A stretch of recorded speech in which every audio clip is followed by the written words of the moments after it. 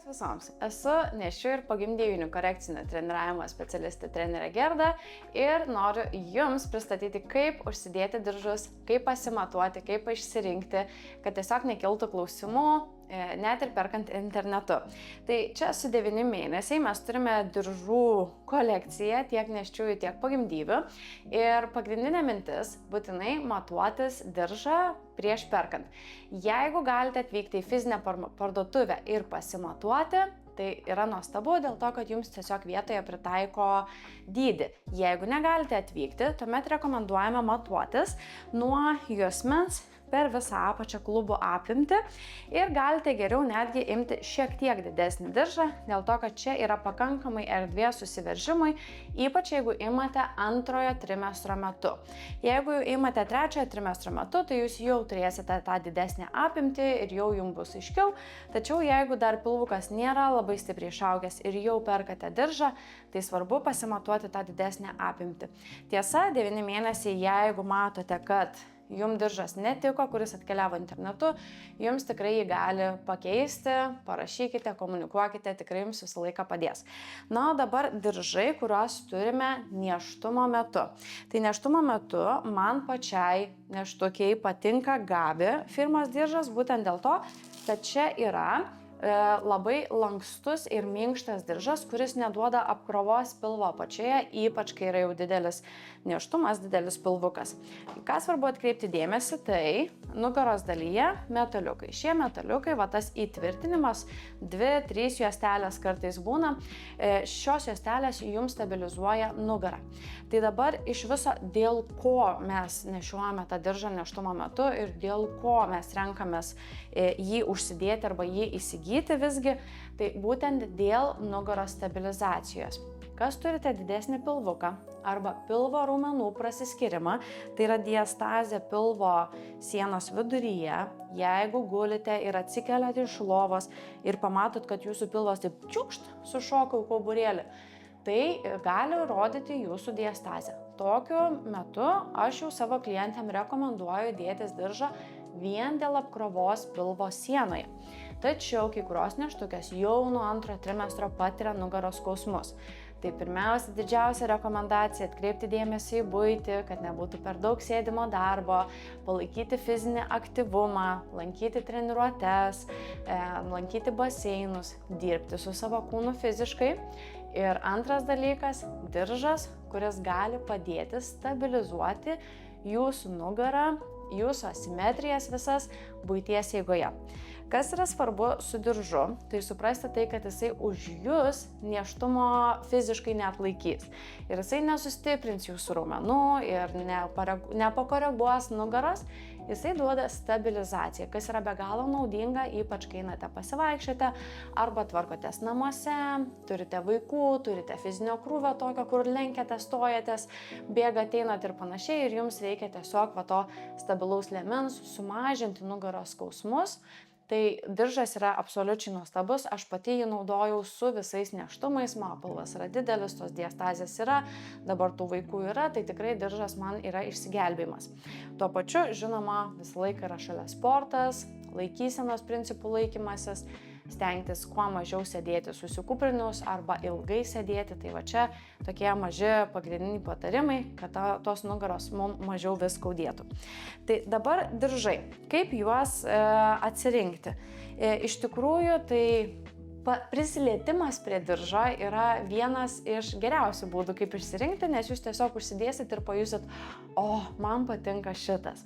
Tai yra Gabi diržas nėščiųjų ir yra dar vienas diržas Fixaldo. Tai irgi labai geras diržiukas, jisai labai stabilus, puikios medžiagos. Dydžius taip pat turite atsirinkti pasimatavusios, labai kvėpuojanti medžiaga ir šitas yra dar stabilesnis. Tai vėlgi, jeigu turite rimtesnius nugaros skausmus arba net pilvo apačios infizito skausmus, net didesnė rekomendacija būtų imti Fixaldo, būtent dėl to, kad čia yra priekyje kietesnė medžiaga. Minusas su kietesnė medžiaga, kas turi didesnį pilvą, jau gali spausti pilvo apačioje ir nelabai būti malonu. Tai dėl to yra gerai tas pasimatavimas, tačiau jeigu turite dubens dugno skausmus arba gaktinės sąvaržos skausmus, šitas tvirtumas priekyje geriau stabilizuoja klubus ir gali nuimti skausmą gaktinėje sąvaržoje. Tai vėlgi vienas iš variantų pasibandyti ir šį diržą. Ir šis diržas turi platesnę nugaros atramą, tai vėlgi pagal ūgį, pagal svorį galite pasižiūrėti, kad jums galbūt visgi šis diržas labiau patiks negu plonesnis diržas.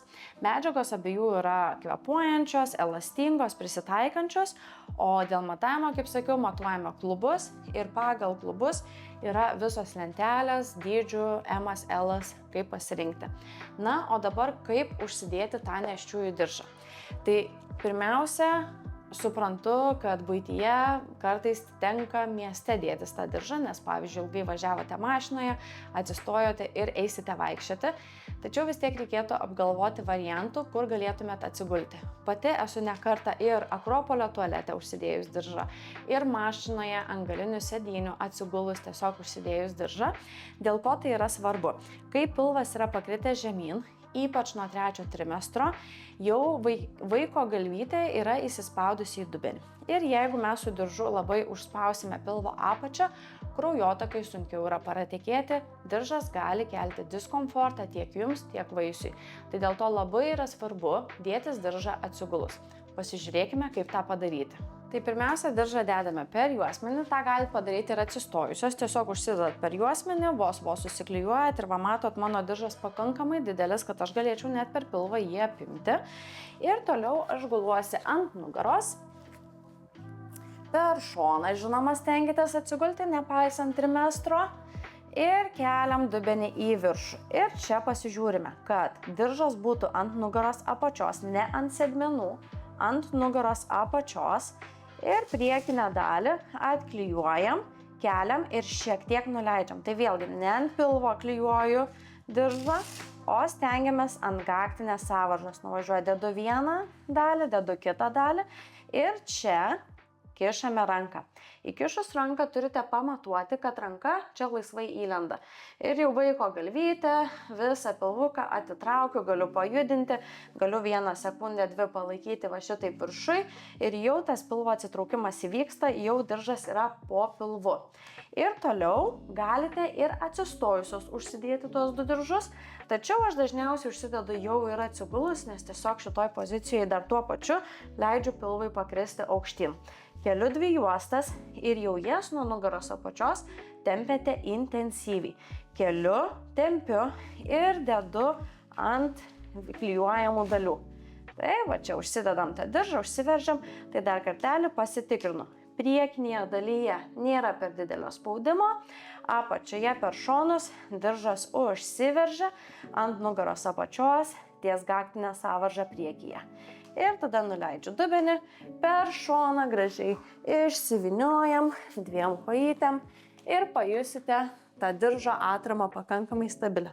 Jeigu jaučiate, kad tuos 2 diržus iš kraštų užsidėjote netinkamai, galite juos užsisekti ir atsistojus. Svarbiausia yra pirminė klijavimo dalis, kuomet segate pilvo apačioje ir keliate pilvuką į viršų. Tai va čia viską susistipuojam, užsidam, viskas, galite eiti, pasivaikščioti, pajudėti. Kiek laiko nešioti diržą? Tai irgi čia labai dažnas klausimas. Tikrai teko susidurti su klientėmis, kurios užsideda diržą, nešioja visą dieną dėl to, kad nugarą skauda ir nesportuoja. Tai noriu priminti, kad diržas neatpirks jūsų raumeninio tonuso ir nesustatys, nesutvarkys tos nugaros, jisai yra tik atrama ir pagalbinė priemonė.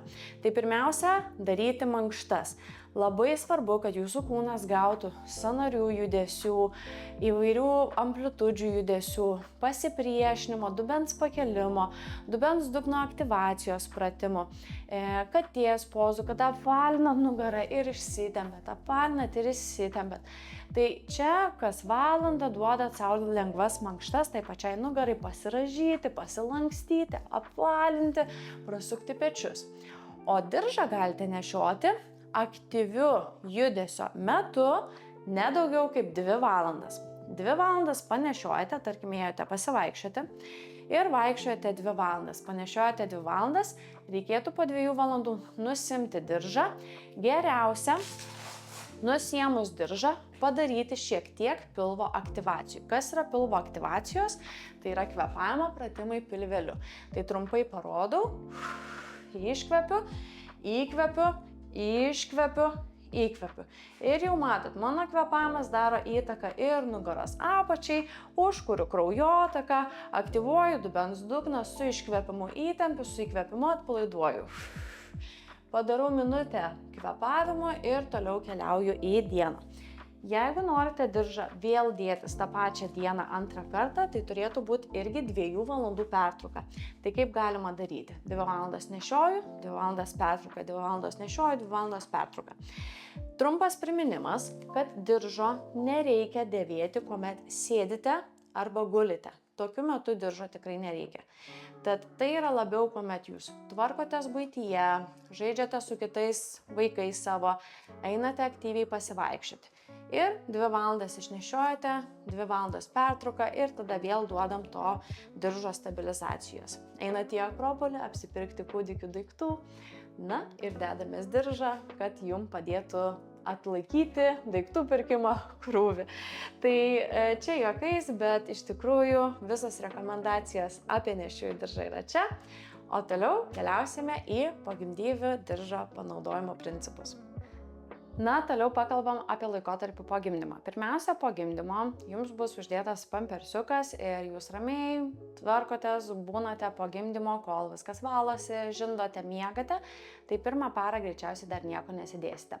2 parą galite pagalvoti jau ant pampersiuko dėtis kompresinės kelnaitės arba kompresinius šortukus. Tai va čia turiu jums pavyzdį, vieną iš šortukų, tikrai elastingi, kvepuojantis ir jums suteikia tarsi kompresinę pagalbą po gimdymo stabilizuoti juosmenį. Tai taip kaip nėštumo metu mes norėjom dirbti su nugara ir stabilizuoti nugarą dėl nugaros skausmų, dėl diastazės, dėl pilvo spaudimo prevencijos, po gimdymo, kas yra svarbu, išlaikyti laikyseną. Tačiau dėl aukšto hormonų lygio ir dėl to, kad pilvo siena yra praradusi tonusą, atsiranda labai stiprus nugaros linkis, disbalansas, sunkumas pilve, gali atsirasti labai staigus nugaros skausmai. Tai kompresinės kelnaitės ir diržas po gimdymo vėlgi padeda jums stabilizuoti nugarą, juosmenį, klubus po gimdymo. Tai vėlgi priminimas, kad kelnaitės jūsų nesukūdins ir sixpacko jums nepadarys, tačiau tai sukuria labai didelį komfortą po gimdymo, tiesiog stabilizuojant liemenį, stabilizuojant, kaip sakau, tą visą pliurzytę mūsų gražią pilvo. Tai galite dėtis jau ir po 1 paros po gimdymo, kompresinės kelnaitės. Gimdykloje, kadangi dar 1-3 paras labai daug nebus judesio, nebus vaikščiojimo ar bėgiojimo intensyvaus, tai užtenka ir kompresinių kelnaičių. Tačiau jeigu jau palatoje norite pajudėti, pasivaikščioti, išeiti į koridorių 2-3 parą pasivaikščioti, ant kelnaičių galite dėtis po gimdymo diržą. Tai po gimdymo diržo dėjimosi principas yra labai paprastas, galite dėtis ir atsistojus, galite dėtis taip pat kaip ir nėščiųjų diržą atsigulus. Tai principas, kad iškvėpimo metu įtempiat pilvuką, vėlgi akcentuojat laikyseną, kad ne išverstas pilvas, neužversti pečiai, išsitęsiam, įtempiam pilvą ir tada per juosmenį užsidedam diržą. Tai čia yra Gabi diržas vienos juostos. Man pačiai labai patinka diržai, kurie yra 2 juostų. Tai čia būtų Mom Cozy diržas šios firmos ir iš tikrųjų, kas man patinka su šitu diržu, kad jisai yra labai švelnios, besiūlės tokios medžiagos, kuri tiesiog neerzintų po gimdymo ir nebūtų per daug to lietimo ir spaudimo pilve. Tai dar plus turi labai nuostabią nugaros atramą, kuris stabilizuoja, vėlgi yra su metaliukais. Tai Mom Cozy diržas tikrai labai smagus ir fainas po gimdymo, tačiau jie abudu yra tinkami. Aš pradžioje naudojau dažniau su pasivaikščiojimais vienos juostos diržą, tačiau kalbant apie atsistatymą, nugaros stabilizavimą ir geresnę kokybę, reikėtų rinktis 2 juostų diržą, dėl to, kad ko daugiausiai reikia po gimdymo, tai stabilizuoti klubus. Jau į pilvą dėmesio reikėtų šiek tiek mažiau. Pilvui dėmesį duoda kompresinės kelnaitės. Tai čia atsirenkate dydį vėlgi pagal tai, ką turėjote seniau. Tarkim, mano atveju aš imu ML, mano sudėtis yra SSM įprastai, nėštumo metu pilvas yra didelis. Tai tikrai po gimdymo mano pilvas dar išliks bent pusės tokio dydžio, tą žinau, ir kelnaitės yra tokio dydžio. Jos yra be galo tamprios ir prisitaikančios. Tai vėlgi šiaip su kelnaitėmis nesudėtinga jas greitai įsigyti, jeigu matote, kad netiko, arba įsigyti dviejas ir nepanaudotas galite tiesiog grąžinti. Dabar 2 juostų diržas. Kodėl? Dėl to, kad viršutinę dalį, kai dedate ant pilvuko, ją reikėtų palikti laisvesnę. Žinau, kad daugelis pogimdyvių nori greičiau to gražesnio pilvo arba su diržu suspausti tą pilvą, kad susitikus su kitais žmonėmis jau atrodytų, kad oi, kaip ten viskas gražiai susitraukia.